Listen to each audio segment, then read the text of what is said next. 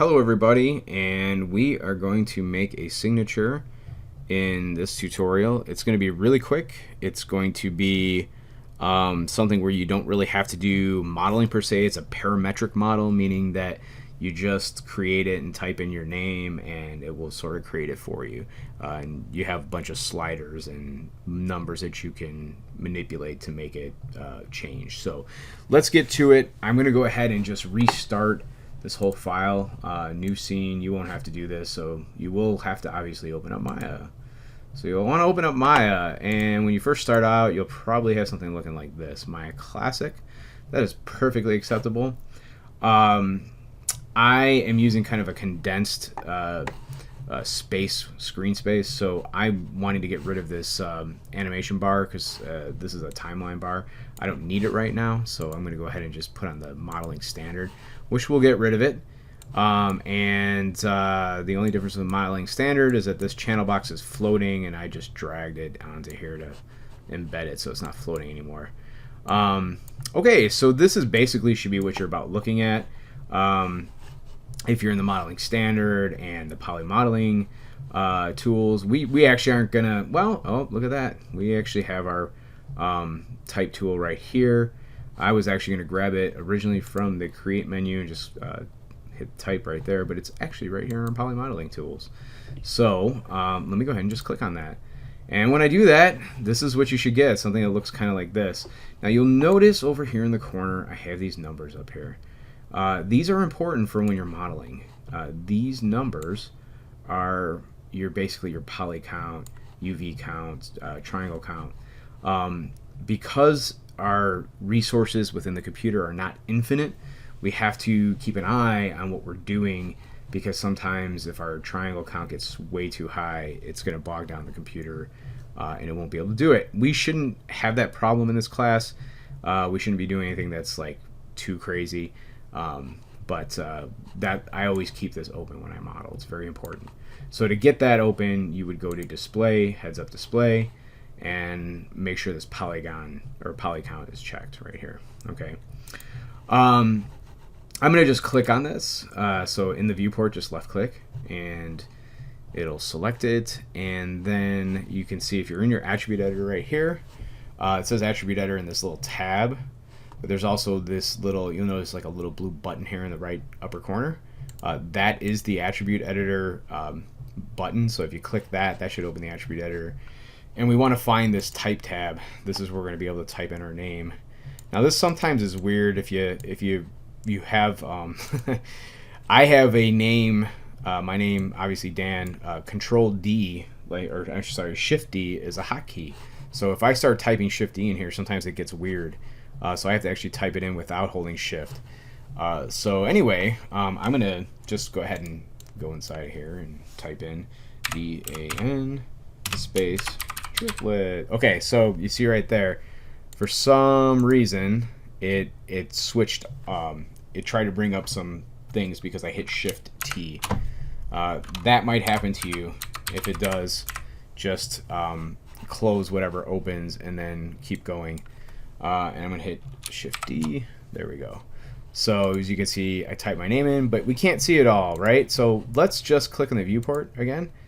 Left click there and then hit F.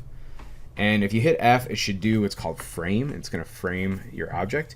And I'm just going to teach you the most basic viewport navigation. I will go over this again in another tutorial, but it's very, very simple.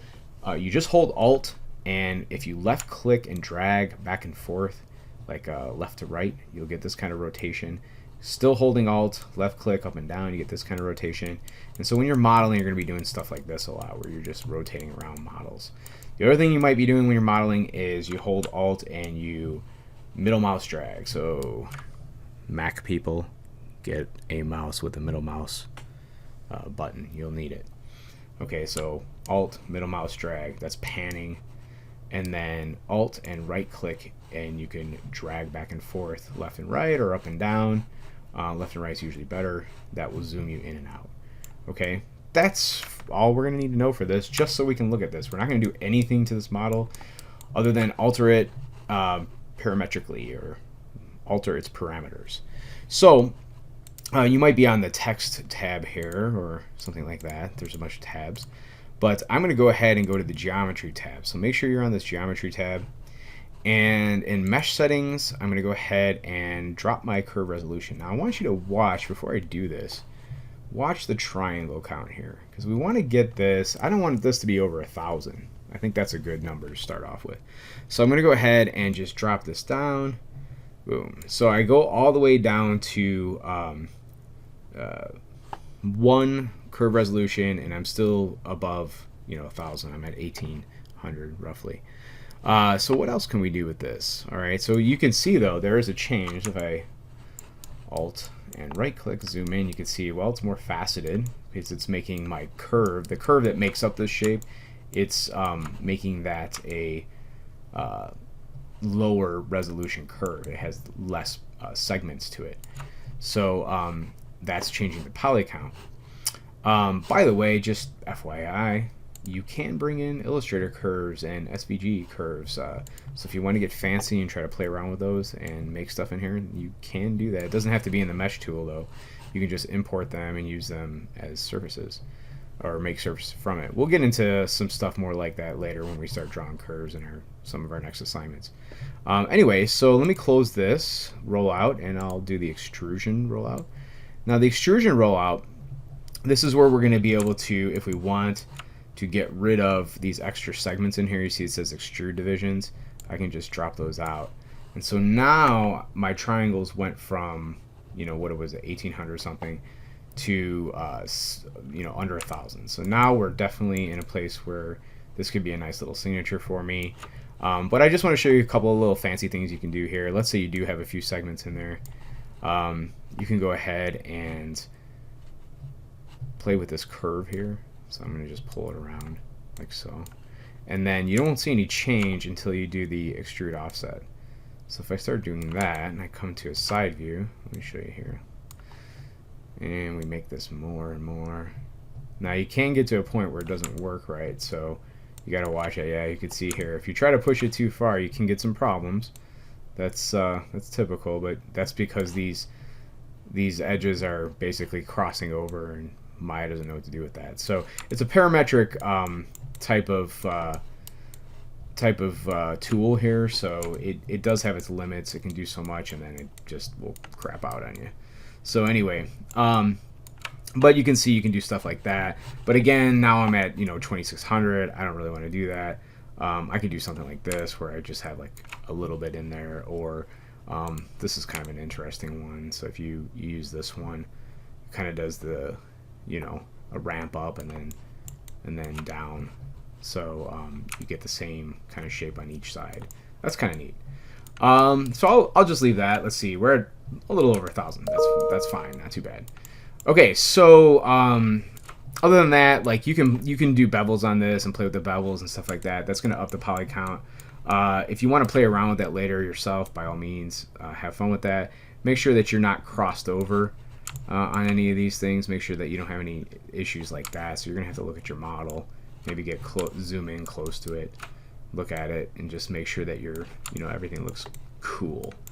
It's not crossed over. Okay. Now let's talk about an issue. Okay.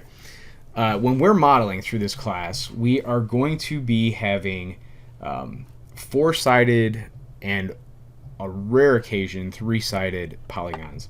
We will not want any n-gons. N-gons is anything more than 4 sides. So when I look at this model here, you can see I have like here's a face, right? So we have this face count right here, 402. So this one's got 4 sides, right? Let's find a triangle. I don't even know if there is a triangle on it. Well, so each 4-sided face is made of 2 triangles. Okay, so that's just something to keep in mind. So technically there are triangles all over this thing, but it's not drawing the triangles. Okay, but we have a face here that's making this D shape, the flat side of it, and that's got, I don't know how many edges, but it's got all kinds of edges. That's an n-gon. We don't want that, and what we have to do when we're using this like in a real-time environment, you typically want to triangulate before you export this out so that you can put it into you know, Sketchfab, which is where we're going to end up putting this. So anyway, I'm going to go ahead and do something called triangulate. So I can go up to the mesh menu here. Make sure you're also, I probably should have mentioned this, make sure you're in your modeling tab right here. It's usually in the modeling tab anyway, but you know, there's other ones if you're animating or whatever. But I'm going to go to my mesh menu and I'm just going to hit this triangulate button. And you can see the triangles did not change, but the face count did, because what it did is it broke up all of these faces into triangles. So now if I look at it, it actually doesn't look any different than it did before, but it's not going to have n-gons. There's no n-gons now. So it's either 3-sided or 4-sided. Typically, like I said, we want 4-sided for most things, but on a rare occasion we'll allow 3-sided, but no n-gons. Okay, so we've got this. If you found yourself a little signature later, if you want to play around in Illustrator and make your own logo, all good. Totally cool. But for now, this is going to do just to get us started. And the next thing I want to do is I'm just going to make sure that there's a tool that I use, or I should say a plugin I use for exporting. Sometimes it's auto-loaded, but sometimes it's not. So if it's not, I have to go into Windows, Settings and Preferences, Plugin Manager. You're going to get this box open. And there's 2 plugins that I want you to make sure are loaded. The one plugin is called OBJ. So the main list is in alphabetical order. So you just go to the O's. And you'll see there's this OBJ. Make sure this is checked, loaded, and auto-loaded. Okay, so that'll allow us to export as OBJs and import OBJs. The other thing you want to be able to make sure is checked is the FBX export. So these 2 right here need to be checked. So while you're in here, you might as well have those on too, because realistically we want to use FBXs most of the time, but sometimes I use OBJs. It depends on the complexity of the scene. Usually for like a simple object like this that I'm going to be bringing in a lot and exporting a lot, I just need an OBJ. An FBX has like an entire scene file, so it sort of will export the cameras and lighting and all kinds of other stuff. So we don't really need that for this particular thing. So I'm going to hit close. We're all good. So let's just go into our file, and then we're going to do export selection. So let's just hit export selection. And I already have one in here, and I'm just going to go ahead and save over it. So, but you would name it export, yes, and then you can export it, and then it's good. The other thing you want to do is save your scene. So I got the same name for my scene. Oops, wrong one. Signature, and when you save your scene, it's not an OBJ though. You're going to save it as a Maya binary file. You could use an ASCII file too, but I prefer to use my binary file. So my binary file and save as, and yes, and then it saves it. So now if you need to open that scene, you don't open it from the export of the OBJ, you're going to open it from the Maya binary file. But if you're in another scene, let's say you have a new scene, so I'm just going to go new scene, and you need to import that OBJ, you would just go import, and we would just go down to that and say import. And it's going to give you some goofy thing there, but that's fine. Just say yes, and there we go. There's my little import. And if we go into that outliner I showed you at first, you can see it's got a name, and it has that highlighted because that's what we have selected. Okay, that's about that. If I go to Sketchfab, let's bring that up really quick here. And you probably can't see too much of it because of the fact that I have this screen limited. So let me just resize this a little bit here. So we're going to go to Sketchfab. Okay, so I'm going to do kind of a little strange thing here in Sketchfab. I'm going to sign up even though I already have an account, but you'll see how I can do this.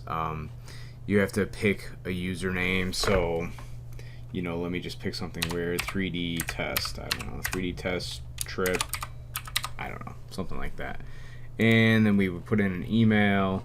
I could use, I don't know, something like, there's my school email, and then create password.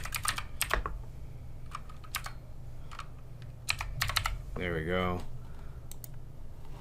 Oh, 10 characters, my bad. Is that not 10? No, that's not 10. Okay. Alright, there we go. So, or you can sign up with this, obviously.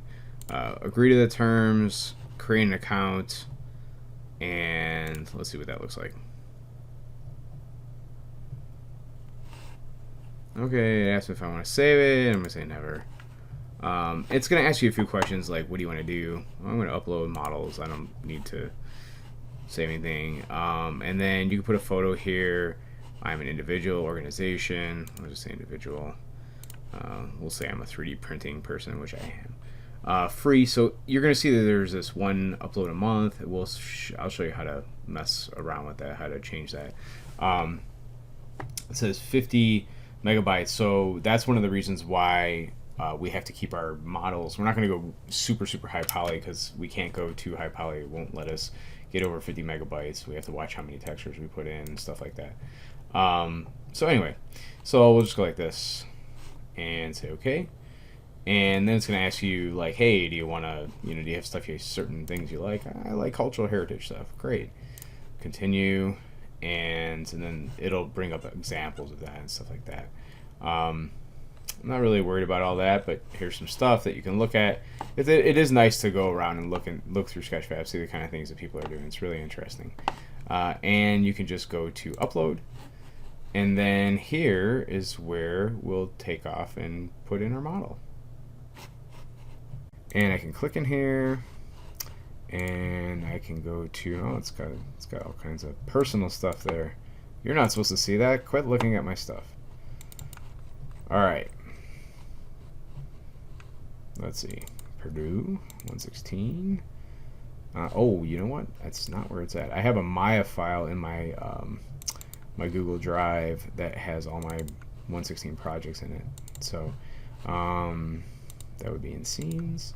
And then you can load an OBJ into Sketchfab. You can load an FBX into Sketchfab. Apparently, it looks like you can load a Blender file too. Okay, so I'm gonna say continue. And usually I fill out this stuff, but for this it's just an example. So I'm just gonna hit continue again. It's gonna take a second, and then it should pop up. Now I want to show you something. Quick like, so yeah, you can see it here. So this is a web viewer. Once you've made your Sketchfab account, just remember that you have to see, it says this one upload credit left. I think they give you like one upload a month or something like that. The way to circumvent that is I could go ahead and make it public. So somewhere in here, oh yeah, free. So just make it free. And then you can do save and publish. So once you save and publish, it will be accessible. It'll stay on your site. And let's just take a look at what else we can do. I think if I full screen this though, it's gonna like expand past. Yeah, I figured it would do that. Let me drop that. I'm just gonna go. Now we'll just leave it like this. It's okay. So I want to show you a couple things. If I hit 5 on my keyboard, we can see the wireframe. Hit 5 again to turn it off. If I hit 4, that usually shows UVs, but this I didn't make any UVs for. We'll talk about UVs later. All these new terms. If I hit 3, this does what's called a matte cap material. And probably won't use those too much, but they're nice to sometimes look at your object. Base color is like a flat color. That's if you hit 2, you get the base color. Oh, I'm sorry. So 2 toggles through your maps. So we'll talk about maps later too. Like you can put basically image maps on here to make it look different. And if you hit 1, it goes back to its original color. Okay. So if you, I want to keep this kind of light for the first one, but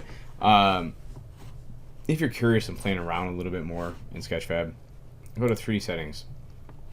And you'll get, we're going to go more in depth into all these 3D settings. I don't want to overwhelm anybody on the first day, but one thing is save view. So if like you have an angle that you like, let's say I want to make it like dramatic and be like Dan triplet, dun dun dun, like that, then I can go ahead and save view, and then that'll be my initial view that comes up.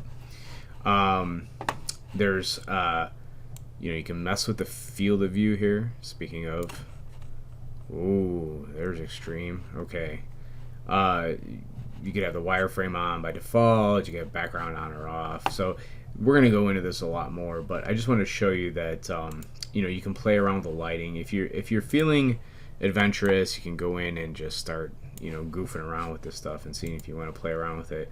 What does it do? You know, ground shadows, what does that do? Okay, so we got these cool ground shadows. You know, there's all kinds of things that we can play with, and we'll go more into it as time goes on. Let's see, there we go. We're also, this uses basically like a HDR, which is a high dynamic range image, to light it.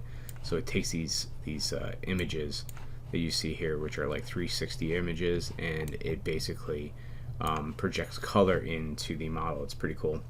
You can select different ones, so there's all kinds of them in here.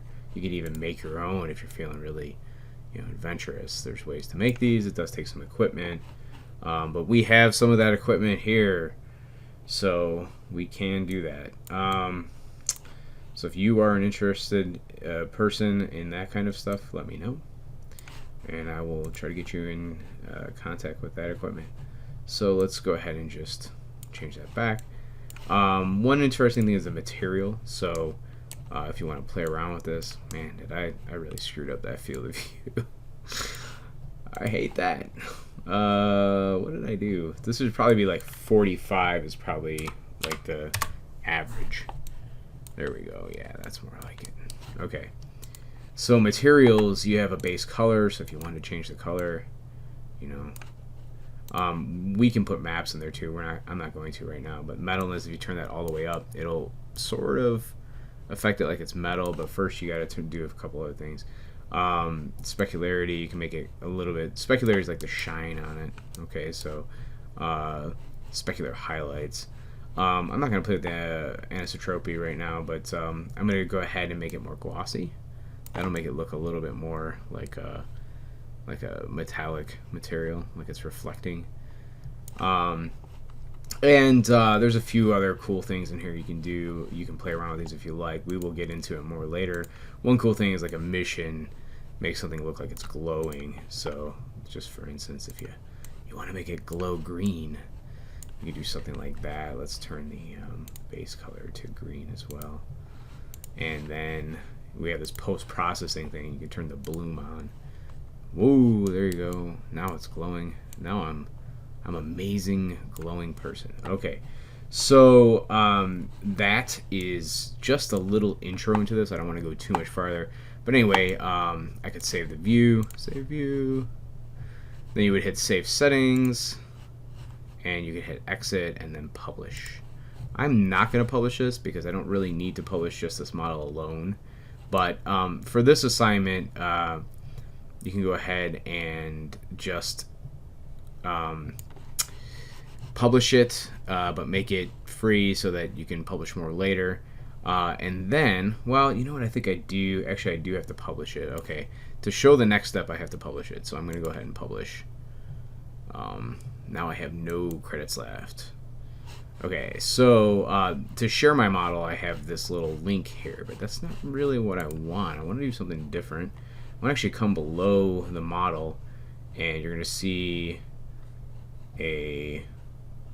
something here. Where's the embed? Did they hide that from me? Oh, there we go. More model information. It's probably in here.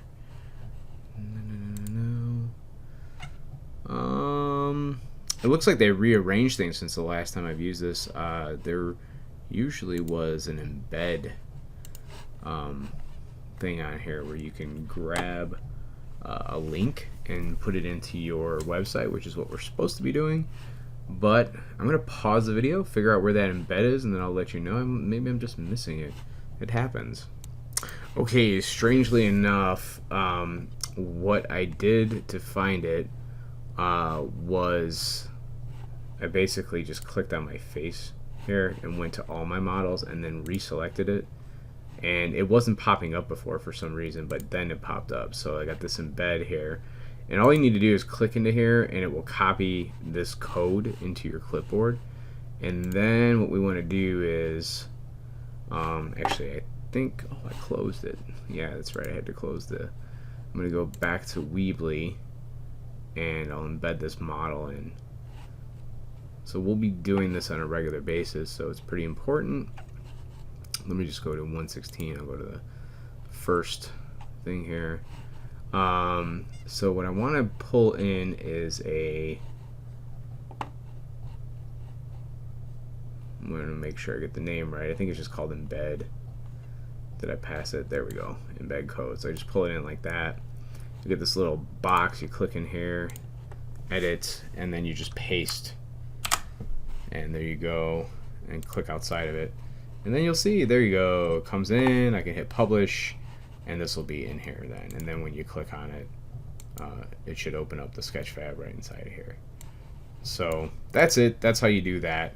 Obviously you'd publish this, so you're going to do your whole, make sure you keep watching the videos, because it's going to explain how you're going to hand in your assignments and stuff like that. But this, I'll need a screen grab of these things that you're doing here. I'm deleting this because obviously I don't need it on my site, but you will. So that's it for your first Sketchfab upload, and thanks for watching.